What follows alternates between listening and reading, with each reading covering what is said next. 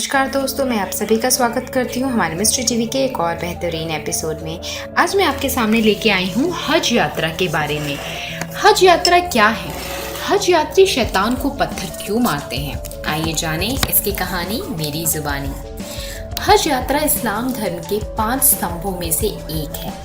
इस्लाम के अनुसार हर मुस्लिम, चाहे वो औरत हो, मर्द हो या कोई भी हो, उसका ये कर्तव्य है कि वो अपने जीवन काल में, अपने पूरे लाइफ टाइम में कम से कम एक बार मक्का की यात्रा कर हज जरूर करे। हज यात्रा केवल उन्हीं लोगों को करनी चाहिए जो शारीरिक और आर्थिक रूप से हज करने के योग्य हैं। आप मुसलमान हो सिर्फ इसलिए नहीं, आपको पूरी तरह से फिट भी होना पड़ेगा हज यात्रा करने के लिए। पहला, ईमान। हर मुस्लिम मोहम्मद हजरत साहिब के रसूल होने पर विश्वास करेगा और अल्लाह के सिवाय किसी की पूजा नहीं करेगा, ऐसा मुस्लिम मानते हैं। दूसरा, नमाज। हर मुस्लिम दिन में 5 बार नमाज पढ़ेगा। तीसरा, रमजान। हर मुस्लिम रमजान के महीने पर रोजे रखेगा।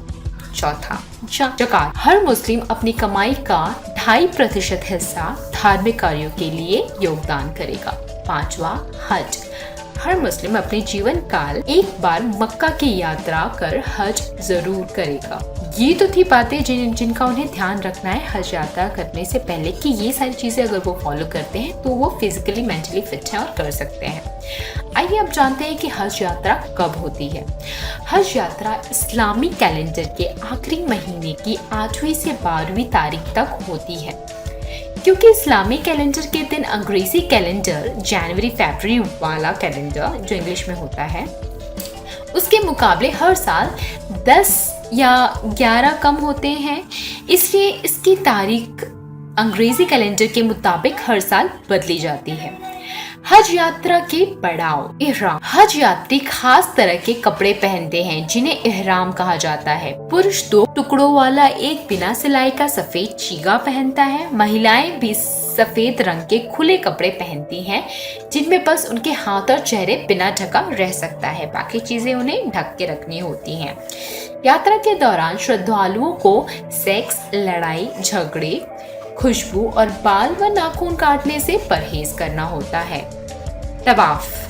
सारे यात्री मस्जिद अल हरम, जिसमें काबा स्थित है, में पहुंचकर घड़ी के उल्टी दिशा में काबा की 7 बार परिक्रमा करते हैं। इस अनुष्ठान को तवाफ कहा जाता है।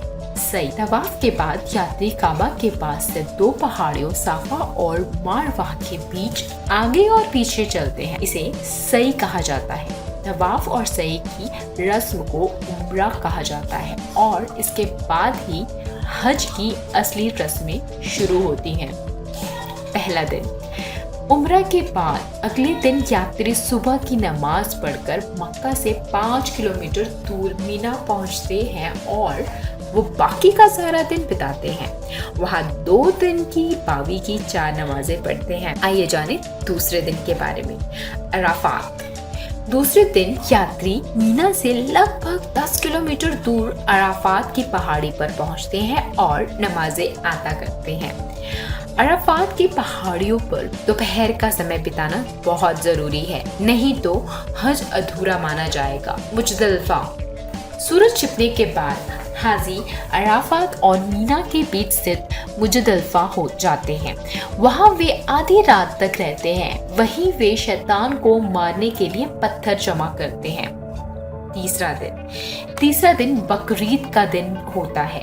इस दिन सबसे पहले यात्री मीना जाकर शैतान को 3 बार पत्थर मारते हैं। मीना में पत्थरों के 3 बड़े बड़े स्तंभ हैं जो शैतान को दर्शाते हैं। इस दिन हाजी केवल सबसे बड़े स्तंभ को ही पत्थर मारते हैं। पत्थर मारने की रस्म अगले दिनों में 2 बार और करनी होती है। शैतान को पत्थर मारने के बाद बकरे हलाल किए जाते हैं और जरूरतमंद लोगों में मांस को बांटा जाता है। बकरे की कुर्बानी के बाद अब अपने बाल कटवाते हैं। पुरुष पूरी तरह गंजे हो जाते हैं और महिलाएं 1 उंगल बराबर अपने बाल काटती हैं। बाल कटवाने के बाद एक बार फिर से तवाफ की रस्म होती है, यानी कि यात्री मक्का जाकर काबा के 7 बार चक्कर लगाते हैं। चौथा दिन। इस दिन सिर्फ शैतान को पत्थर मारने की रस्में ही होती है। हाजी मीना जाकर शैतान को दर्शाते तीनों पत्थरों के स्तंभों पर 7-7 बार पत्थर मारते हैं। पांचवा दिन। इस दिन फिर से शैतान को पत्थर मारने की रस्म पूरी की जाती है। सूरज ढलने से पहले हाजी मक्का के लिए रवाना हो जाते हैं। आखिरी दिन हाजी फिर से तवाफ की रस्म निभाते हैं और इसी के साथ हज यात्रा पूरी हो जाती है।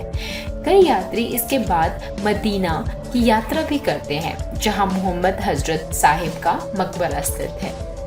हज में शैतान को पत्थर क्यों मारा जाता है, आइए जानें। ऐसा मानना है कि एक बार अल्लाह के हजरत इब्राहिम से कुर्बानी में उनकी पसंदीदा चीज मांगी थी। इब्राहिम को काफी बुढ़ापे में एक औलाद बड़ी मुश्किल से पैदा हो पाई थी, जिसका नाम उन्होंने इस्माइल रखा था।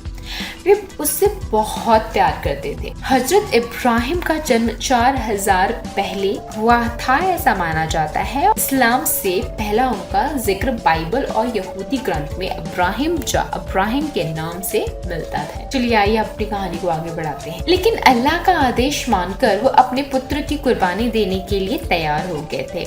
हजरत इब्राहिम जब अपने बेटे को लेकर कुर्बानी देने जा रहे थे तो सभी रास्ते में शैतान मिल गया और उसने उनसे कहा कि वे इस उम्र में क्यों अपने बेटे की कुर्बानी दे रहे हैं और उनके मरने के बाद कौन उनकी देखभाल करेगा। हजरत इब्राहिम ये सारी बातें सुनकर सोच में पड़ गए और कुर्बानी का इरादा उनका कुछ डगमगाने सा लगा। लेकिन फिर उन्होंने अपने आप को संभाला और किसी तरह से अपने आप को संभालते हुए वो आगे कुर्बानी देने के लिए चले गए। हजरत इब्राहिम को लगा कि कुर्बानी देते समय उनकी भावनाएं आड़े आ सकती हैं, इसलिए उन्होंने अपनी आंखों पर पट्टी बांध ली थी। कुर्बानी देने के बाद पट्टी हटाई तो उन्होंने अपने पुत्र को अपने सामने जिंदा खड़ा हुआ देख के वो हैरान रह गए और उन्होंने देखा कि बेदी पर कटा हुआ मेमना पड़ा हुआ था।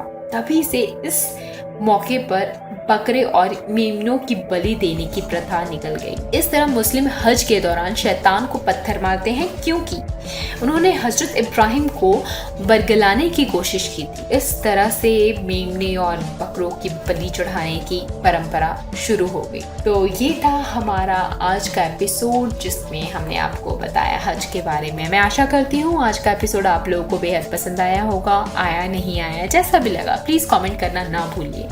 आपके कमेंट पढ़ने से हमारा मनोबल बढ़ता है और हमें लगता है कि हाँ हम नॉलेज स्प्रेड करने में कामयाब हो रहे हैं।